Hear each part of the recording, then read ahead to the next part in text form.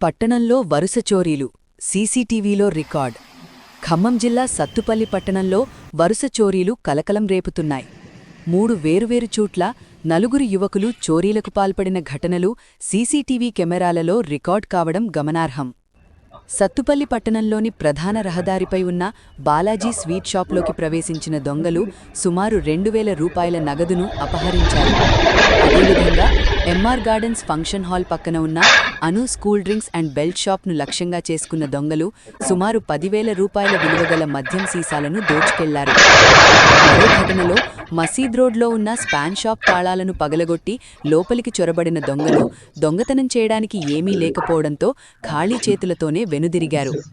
ఈ 3 ఘటనలకు సంబంధించిన దృశ్యాలు సీసీటీవీ ఫుటేజ్లో స్పష్టంగా నమోదయ్యాయి. సీసీటీవీ ఫుటేజ్ ఆధారంగా అనుమానితులను పోలీసులు అదుపులోకి తీసుకుని విచారణ చేపట్టినట్లు సమాచారం. పట్టణంలో వరుస చోరీలతో ప్రజల్లో ఆందోళన